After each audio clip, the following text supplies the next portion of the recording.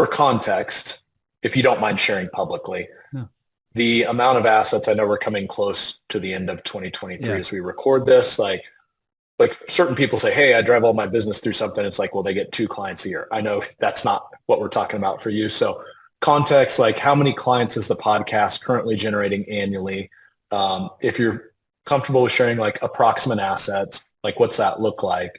And then I want to get to something you shared with me that I thought was brilliant, which is the 2 or 3 times a year where you kind of do a special intro on the podcast. Here's who we help and how that drives a lot of that activity. Yep.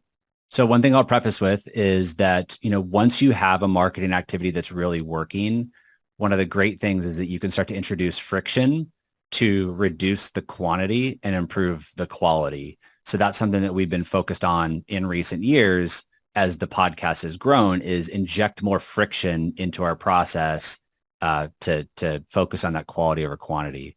We're approaching $200 million in assets under management here.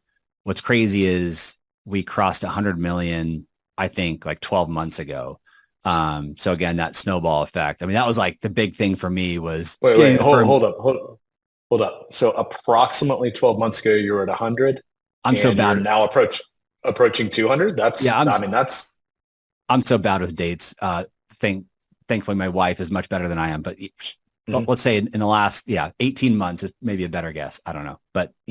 Yeah. I mean, I was celebrating. That's awesome, man. 12, 18 months, like either way, that's phenomenal. Yeah. So that tells me the caliber of investable assets has popped substantially over the last 12 months or 18 months. And then approximately how many clients are being generated through the podcast on an annual basis? Yep. So again, being focused on quality over quantity, our goal every year is to take on 1 amazing client per month. That's been our capacity up to this point. We just hired a new associate planner to open up our capacity a little bit. But again, we still want to have a really good onboarding experience. And so we're very careful about that cadence of new clients. To maybe put it in better perspective, we'll probably end the year with 125 intro calls or so. And that's, again, with a lot of friction to just schedule that phone call. If I reduce all that friction, I mean, we'd have hundreds and hundreds of intro calls getting scheduled. So I'd actually like to get that number down to closer like 75, 60 of just all the right people scheduling phone calls, knowing that not everybody's going to be, a good fit at the end of the day. So think about it. We go from 125 and get that down to 12. Like, we're still spending a little too much time with people that we don't have the right expertise to help. Or it's just not a good personality fit or philosophical fit. So there's more things that we can do to improve there.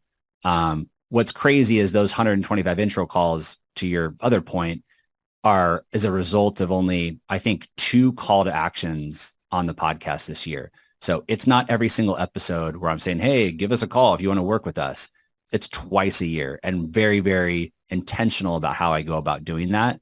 But I think the call to action I did in January of this year, I think resulted in 70-ish introductory phone calls getting scheduled for the first half of the year. So, I mean, it almost filled up our entire pipeline, just one single call to action.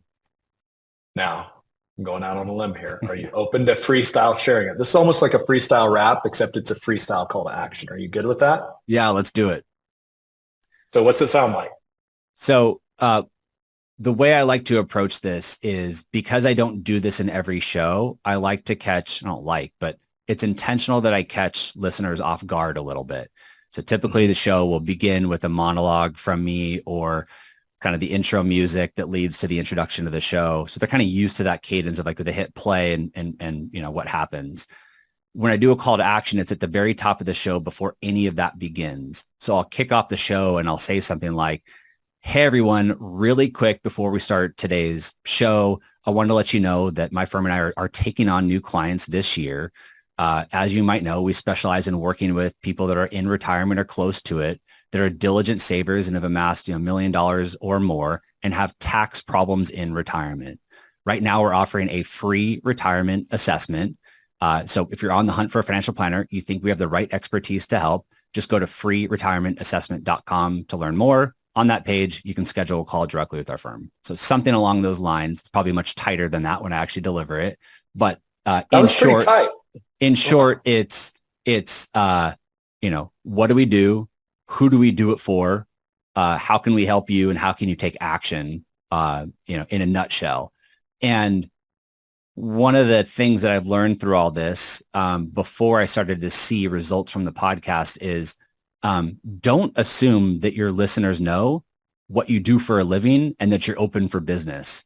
A lot of listeners I learned assumed that I was just like a financial personality. I didn't know you were a financial advisor. I didn't know you had your own wealth management firm. And then the other thing is, I didn't know you were taking on new clients. Listeners have this image of us that may not be the actual reality. It might appear to them that Taylor has this giant podcast and this giant following, this giant platform. There's no way he's taking on new clients right now. Just the other day, this week, prospect said, I'm shocked. I can't believe you guys only have, just over 100 clients, 100 households. Like in his mind, I think he thought we had thousands of clients or something. So don't assume that listeners or potential clients, or I'll say listeners, know that what you do and that you're open for business. So I always lead it off with we have the capacity to take on about 12 new clients this year. And that's intentional as well. There's a little scarcity there. We're not a high volume firm. And then again, what do I do? How can I help? How can you take action? I've made it very easy. freeretirementAssessment.com. It's just a redirect to our landing page. So dissecting that quickly. So what we do, who we do it for, how to take action, or was there one more step in there? I added just how we can help, like our value proposition. And I always hit on taxes. We specialize in helping people reduce taxes in retirement, or we specialize in tax planning, is typically the value prop that I lead with when I have limited time. That's awesome. That's a very simple framework too. I mean, any advisor listening in could craft their version of that pretty quickly. I'll tell you the other thing that you're doing there that I love. Like if you go to any podcast you listen to a lot, you kind of just get used to Tim Ferriss. There's the kind of upbeat club music at the beginning of his. Even Rogan, there's the chimp voice or whatever, right? And so you kind of get this pattern, and what you're using is a pattern interrupt a couple times a year where it's wait, this doesn't sound like normal. So of course people are going to listen. That's just natural human curiosity. And obviously putting that on the front end, they're all going to hear it. So I love how you do it, where you do it, as far as the call to action. That makes a lot of sense.